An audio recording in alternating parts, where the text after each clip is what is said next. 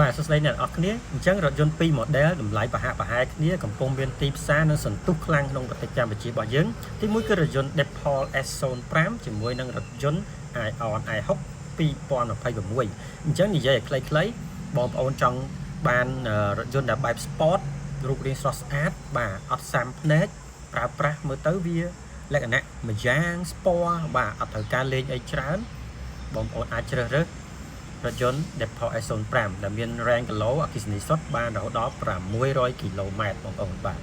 ហើយតាក់ទងនឹងរថយន្ត Ion i6 គឺរថយន្តទី2ដែលកំពុងតែមានទីផ្សារហើយតម្លៃវាសមរម្យជាងខុសគ្នាទង់ចន្លោះ 2000 ជាមួយនឹងរថយន្ត Deadpool S05 អញ្ចឹងវាមួយយ៉ាងដែរបងប្អូនខុសគ្នាចន្លោះទឹកលុយ 2000 បងប្អូនអាចចិញ្ចប់ថវិកាប្រព័ន្ធនេះ 23000 បងប្អូនអាចទិញរថយន្តអគ្គិសនីដែលមាន range រហូតដល់650គីឡូអញ្ចឹងផ្នែកខាងក្នុងការ design ទំហំអេក្រង់ប្រ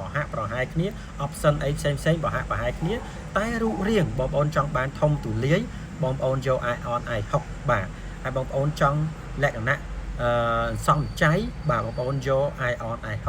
បាន range ខ្ពស់បងប្អូនចង់បាន range ខ្ពស់ដល់650គីឡូម៉ែត្របងប្អូនយក Ion i6 តែបងប្អូនចង់បានស្អាតទាន់សម័យ Sport បងប្អូនយក Deadpool S05 អញ្ចឹងរថយន្តពីរ model នេះ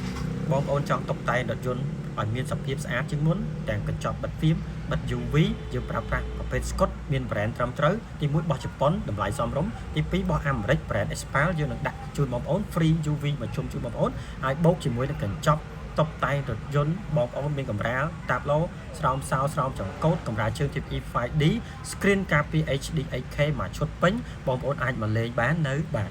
EV Collection ធានាទាំងតម្លៃធានាទាំងគុណភាពធានាទាំងសេវាកម្មបាទមានការបញ្ចុះតម្លៃជូនបងប្អូនពិតបាទហើយក៏មានកាដូថែមជូនបងប្អូនទៀតបងប្អូនព្រោះយើងផ្ដោតទាំងសេវាកម្មផ្ដោតទាំងតម្លៃផ្ដោតទាំងគុណភាពជូនបងប្អូនបាទយើងអត់មានធ្វើអី